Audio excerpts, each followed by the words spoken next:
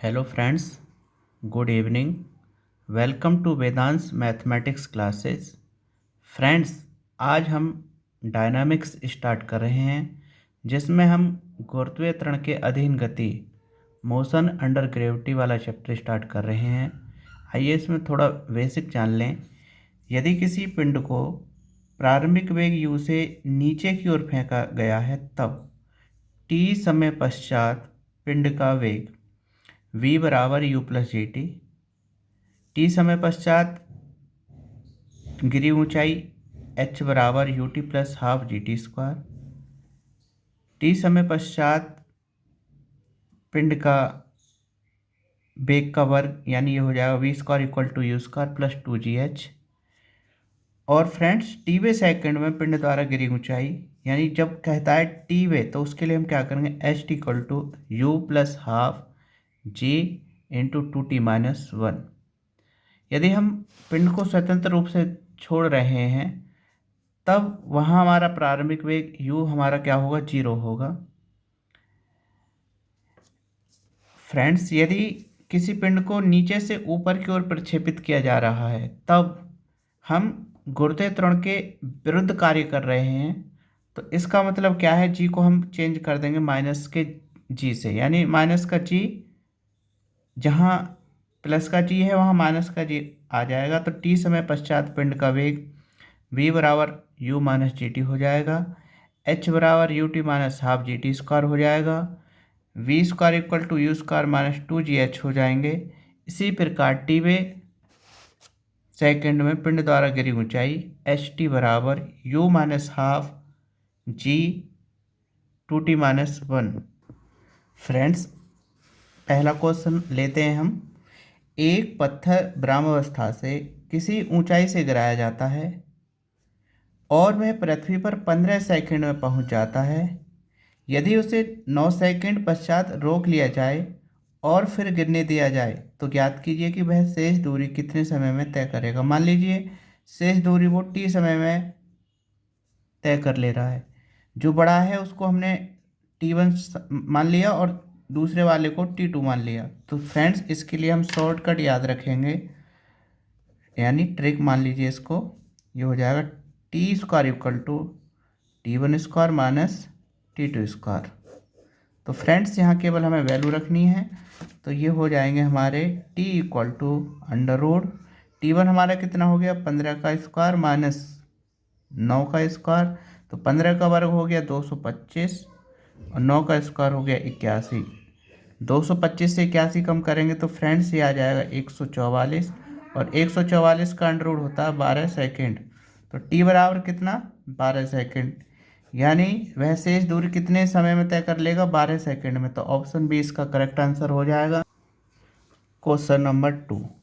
ऊर्ध्वाधर नीचे गिरता हुआ कोई कण 98.1 मीटर प्रति सेकंड के वेग से किसी बिंदु को पार करता है। इससे कितने समय पहले वह इसी बिंदु से ऊपर जा रहा था। तो फ्रेंड्स, इसके लिए हम ट्रिक याद रखेंगे, t इक्वल टू 2u/g। तो फ्रेंड्स, हमें u दे रखा है कितना, 98.1। तो यहाँ हम वैल्यू रख देंगे, तो 2 मल्टीप्लाई 98.1 अपॉन जी की वैल्यू कितनी, 9.81। तो 9.81 से कितने बार कैंसिल हो जाएगा, 10 बार। 2 मल्टीप्लाई 10 कितना हो जाएगा, 20 सेकेंड। तो 20 सेकेंड पहले वह इसी बिंदु से ऊपर जा रहा था, यानी ऑप्शन ए इसका करेक्ट आंसर हो जाएगा। Question number 3। दो पिंड भूमि पर दो भिन्न भिन्न ऊंचाइयों से गिराए जाते हैं। यदि ऊंचाइयों का अनुपात h1 अनुपात h2 हो, तब भूमि द्वारा उनके पहुंचने में लगे समय का अनुपात पूछ रहा है। तो हमने उनके समय मान लिए t1 और t2। तो फ्रेंड्स, पिंड भूमि पर h1 और h2 ऊंचाई से गिराए जा रहे हैं। तो फ्रेंड्स, h1 इक्वल टू ये हो जाएंगे हमारे ut1 plus half gt1 square. अब क्योंकि ये भूमि पर किसी ऊंचाई से गिराए जा रहे हैं तो वहाँ वेग तो हमें दे ही नहीं रखा, तो इसका मतलब है स्वतंत्र रूप से गिर रहे हैं, तो यू इक्वल टू कितना हो जाएगा 0। तो यहाँ से h1 इक्वल टू निकल जाएगा, यहाँ 0 रख देंगे, 0 t1 प्लस के half g t one square, तो h1 equal to half g t one square. ऐसे ही h2 निकालेंगे तो h2 इक्वल टू हो जाएगा half g t two square, तो इनका डिवाइड कर लेंगे आपस में, इससे कैंसिल आउट हो जाएगा। तो हमसे पूछ रहा है T1/T2 बराबर, ये हो जाएगा H1/H2 का अंडर रूट। तो फ्रेंड्स T1/T2 बराबर हो जाएंगे अंडर रूट H1 अनुपात अंडर रूट H2। तो ऑप्शन बी इसका करेक्ट आंसर हो जाएगा। क्वेश्चन नंबर 4, 19.62 मीटर की ऊंचाई से एक पिंड गिराया गया और उसी क्षण एक दूसरा पिंड भूमि से ऊर्ध्वाधर ऊपर की ओर 19.62 मीटर प्रति सेकंड के वेग से फेंका गया। वे कब और कहाँ मिलेंगे? फ्रेंड्स इसके लिए हम ट्रिक याद रखेंगे। वे कब मिलेंगे, यानी T बराबर H/U, इतने समय बाद। तो फ्रेंड्स H हमारा कितना दे रखा है 19.62 मीटर, तो यहाँ रख लेंगे 19.62। U हमें कितना दे रखा है 19.62, तो इससे कितनी बार कैंसिल हो जाएगा 1। तो ये कब मिलेंगे 1 सेकंड बाद। फ्रेंड्स कहाँ मिलेंगे, तो ये मिलेंगे H बराबर 3/H, 3/4 इंटू H, यानी जो हमें ऊंचाई दे रखी है उसका 3/4 हम निकाल लेंगे। तो फ्रेंड्स ये हो जाएगा 3/4, H की वैल्यू हमें कितनी दे रखी है 19.62, इसकी इसमें मल्टीप्लाई कर लेंगे तो ये हो जाएगा फ्रेंड्स 3 दूनी 6, 3 छिंग 18, 3 निम 27 और 1 28, 3 एकम 3 और 2 5, 4 से इसको भाग कर देंगे तो 4 एकम 4, 4 चौक 16, 4 सत्ते 28, 4 एकम 4, 4 पंजे 20, यानी कितनी ऊंचाई पर मिलेंगे 14.715। कितने समय बाद मिलेंगे 1 सेकंड बाद। तो ऑप्शन ए इसका करेक्ट आंसर हो जाएगा फ्रेंड्स। क्वेश्चन नंबर 5, एक पत्थर को कुएं में गिराया जाता है, इसके छपाके की ध्वनि 11.5 सेकंड बाद पत्थर गिराने वाले को सुनाई दी। यदि ध्वनि का वेग 327 मीटर प्रति सेकंड हो तो कुएं की गहराई मीटर में होगी। तो फ्रेंड्स मान लीजिए ये एक कुआं है,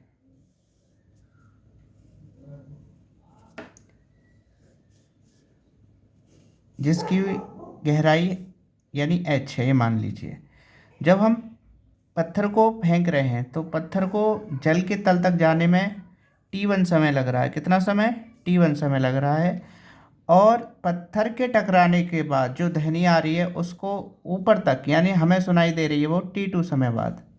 तो हमें कुल समय दे रखा है कितना 11.5, तो इसका मतलब T1 plus T2 equal to 11.5, equation first मान लेंगे। अब पत्थर की गति के लिए हम निकाल लें, यानी पत्थर की गति के लिए। तो फ्रेंड्स H इक्वल टू ये हो जाएंगे UT1 प्लस के हाफ GT1 स्क्वायर। तो फ्रेंड्स क्योंकि पत्थर को हम यहाँ से फेंक रहे हैं तो यहाँ U इक्वल टू 0 है, तो ये हो जाएंगे H equal to half GT1 square, इसे इक्वेशन 2 मान लेंगे। अब ध्वनि की गति के लिए, ध्वनि की गति के लिए तो फ्रेंड्स ये हो जाएगा दूरी बराबर वेग गुणा समय।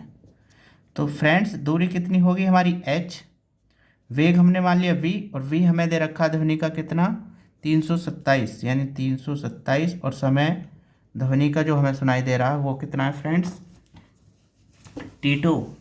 तो इसे इक्वेशन 3 मान लेंगे हम। तो अब इक्वेशन 2 और 3 से, फ्रॉम 2 एंड 3 से, तो ये क्या होंगे, एच और एच जो हैं दोनों की वैल्यू हम क्या करें, इक्वल रख लेंगे। तो ये हो जाएंगे 1/2 T1 स्क्वायर इक्वल टू 327, और T2 की वैल्यू यहाँ से निकाल लेंगे फ्रेंड्स। तो T2 इक्वल टू कितने हो जाएंगे, 11.5 माइनस के T1 यहाँ रख देंगे। तो ये हो जाएंगे 11.5 माइनस के T1। तो फ्रेंड्स इसको जब हम सॉल्व करेंगे, जी की वैल्यू रख लीजिए 9.81, T1 square equal to 327, point काट देंगे तो 100 आ जाएगा यहाँ, और ये हो जाएंगे 11.5 माइनस के T1। तो इससे ये 3 बार कट गए, ये हो गए 200, 200 की हम यहाँ मल्टीप्लाई कर लेंगे। तो ये हो जाएंगे 3T1 स्क्वायर इक्वल टू 200 की यहाँ मल्टीप्लाई करेंगे तो ये हो गए 2300 माइनस के 200 T1। तो फ्रेंड्स इसके हम फैक्टर कर लेंगे अब।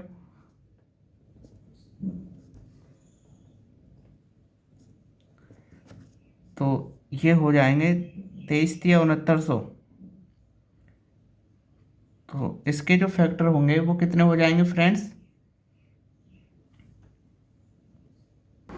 तो ये फ्रेंड्स ये हो जाएंगे 23×3 = 6900। इसको हम लिख सकते हैं 230 माइनस 30। तो ये हो जाएंगे 3T1 square plus 230T1 minus 30T1 minus के 2300 इक्वल टू 0। तो फ्रेंड्स यहाँ से हमें T1 कॉमन आ जाएगा, तो यहाँ बचेंगे 3T1 प्लस के 230। यहाँ से फ्रेंड्स 10 कॉमन आ जाएंगे तो 3T1 प्लस के 230 इक्वल टू 0। तो यहाँ से T1 माइनस के 10 और 3T1 प्लस के 230 इक्वल टू 0। तो फ्रेंड्स T1 इक्वल टू हमें कितने मिल जाएंगे, यहाँ से 10 सेकेंड। माइनस का समय होगा नहीं तो ये वैल्यू एक्सेप्ट नहीं होगी। तो T1 इक्वल टू कितने हो जाएंगे, 10 सेकेंड। हमसे पूछ रहा है कुएं की गहराई, तो T1 इक्वल टू 10, यानी यहाँ रख दें इक्वेशन 2 में।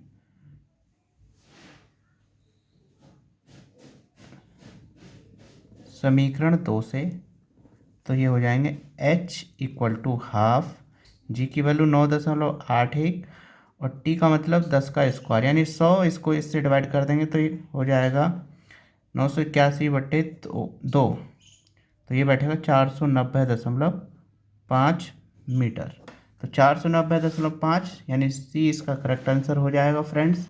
क्वेश्चन नंबर 6, ऊपर चढ़ते हुए गुब्बारे से जो पृथ्वी से 146.58 मीटर ऊंचाई पर है, एक पत्थर गिराया जाता है। यदि पत्थर को पृथ्वी तक पहुंचने में 6 सेकंड लगें तो गुब्बारे का वेग होगा। तो फ्रेंड्स जब हम गुब्बारा और पत्थर दोनों एक साथ ऊपर चढ़ रहे हैं तब हमने मान लिया उनका वेग क्या है v। लेकिन जब वो 146 यानी इस तरह से मान लीजिए, जब वो पहुंच जाता है 146.58 मीटर की ऊंचाई पर, तब यहाँ इसका जो वेग है वो v है। तब गुब्बारे से पत्थर को नीचे की तरफ गिरा दिया जाता है, तो जो हमारा वेग होगा v वो नीचे की तरफ हो जाएगा, लेकिन साइन कैसा हो जाएगा उसका, माइनस का v। तो गुब्बारे का वेग होगा तो हमसे पूछ रहा है, तो इसके लिए हम क्या करेंगे फ्रेंड्स, h बराबर -vt प्लस के हाफ GT स्क्वायर। तो h की वैल्यू कितनी होगी फ्रेंड्स, 146.58 माइनस v, हमें दे रखा है 6, 1/2, जी का मान रख लेंगे 9.81 मल्टीप्लाई 6 स्क्वायर। तो फ्रेंड्स ये हो जाएंगे 6v, इधर ले आए इसको और इसको यहाँ सॉल्व कर ले रहे हैं। तो ये 6×6 = 36 हो गए, 2 से 36 18 बार कैंसिल आउट हो जाएगा। 18 किसके साथ मल्टीप्लाई कर लेंगे तो ये हो गया 18 × 18, 18 × 8 144 और 1 45, 18 × 162 और 4 18 × 172, 72 और 4 यानी 176, और ये इधर आकर घट जाएंगे 146.58। तो ये बचे कितने, इसमें से ये घटे तो ये बचेंगे 30। तो b बराबर 6 से इसको डिवाइड कर देंगे तो कितनी बार कैंसिल हो जाएगा, 5 बार। तो b बराबर कितना आ जाएंगे, 5 मीटर पर सेकंड। तो b इसका ऑप्शन हो जाएगा। क्वेश्चन नंबर 7, किसी मीनार के शिखर से कोई पिंड स्वतंत्र रूप से गिरता है और यात्रा के अंतिम सेकंड में संपूर्ण दूरी का 9/25 भाग गिरता है, तब मीनार की ऊंचाई पूछ रहा है। तो मान लीजिए मीनार की ऊंचाई h है। कितनी है मीनार की ऊंचाई, h। और वो t समय में अपनी h ऊंचाई कर ले रहा है, तो यहाँ h बराबर ut प्लस के हाफ GT²। तो friends h equal to u2 हमारा हो गया 0, क्योंकि प्रारंभिक u 0 होगा, स्वतंत्र रूप से गिर रहा है यहाँ, तो स्वतंत्र रूप से गिरेगा तो u इक्वल टू 0 होगा, प्लस के हाफ GT²। इसे इक्वेशन फर्स्ट कह देंगे। अब ये कह रहा है यात्रा के अंतिम सेकंड में संपूर्ण दूरी का 9/25 भाग गिरता है, यानी t/सेकंड में, t/सेकंड, यात्रा के अंतिम सेकंड अर्थात t/सेकंड में गिरी ऊंचाई कितनी, 9/25 h। तो ये हो जाएगा फ्रेंड्स u प्लस के half g 2t-1 equal to 9/25। Friends h का मान यहाँ से रख देंगे हाफ GT²। तो u हमारा 0 है, तो ये तो ख़त्म हो जाएगा। नेक्स्ट लाइन में हाफ जी सी से हाफ जी कैंसिल हो जाएगा, तो फ्रेंड्स ये रह जाएंगे 25 की इधर मल्टीप्लाई कर लेंगे तो 25 की जब हम यहाँ मल्टीप्लाई करेंगे तो 25 दूनी 50t-25 बराबर 9t²। तो फ्रेंड्स इसके फैक्टर कर लेंगे, ये हो जाएंगे 9t² minus 50t plus 25 equal to 0। 25 निम्मा 225, 25 निम्मा 225, तो इसके जब हम फैक्टर करेंगे तो कितने हो जाएंगे फ्रेंड्स,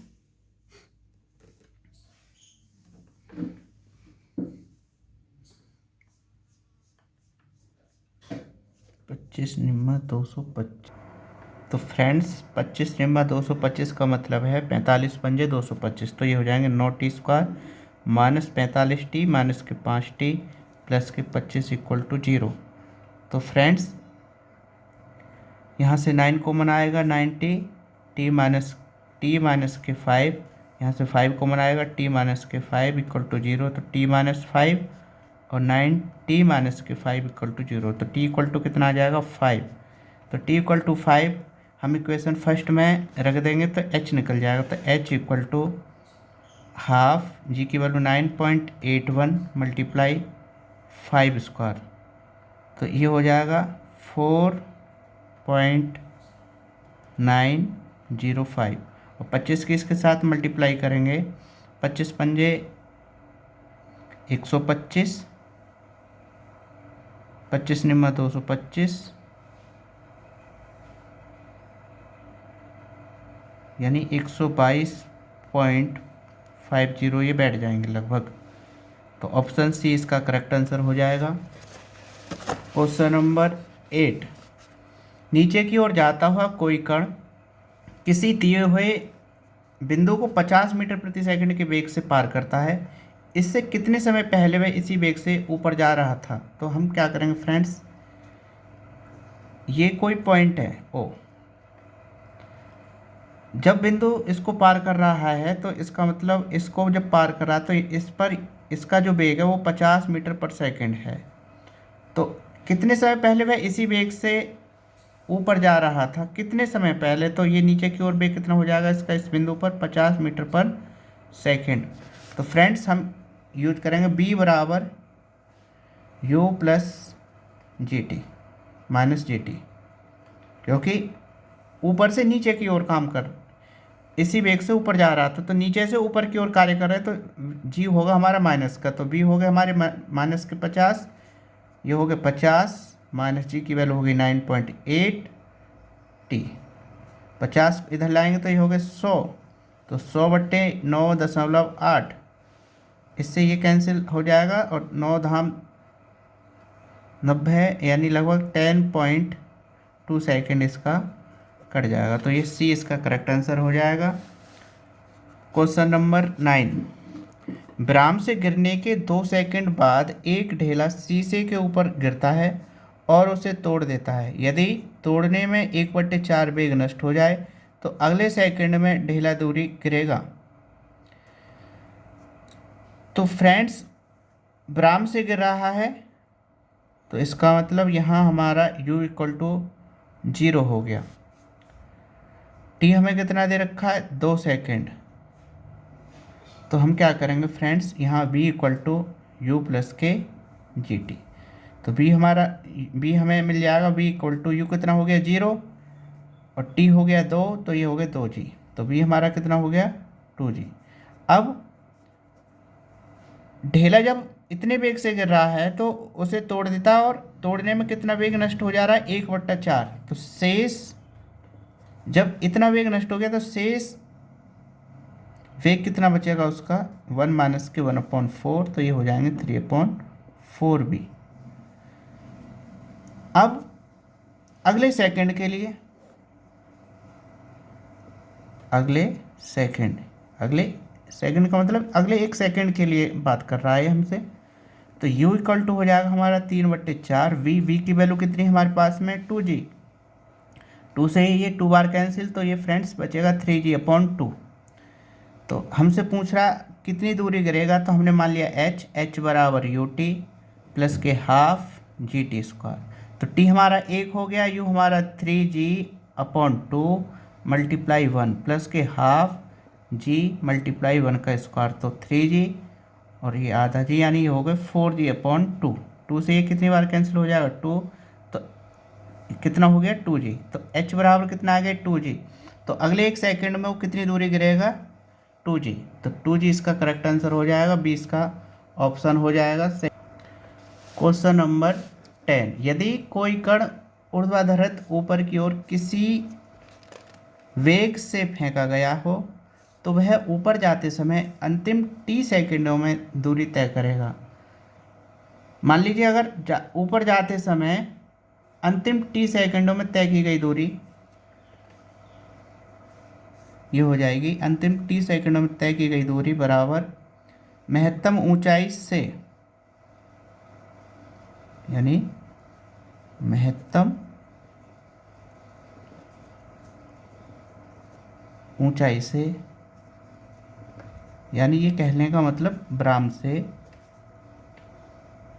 प्रथम t सेकंडों में गिरी हुई दूरी। फ्रेंड्स, तो ब्राम का मतलब है यू टी प्लस के हाफ जी टी स्क्वायर हो जाएगा।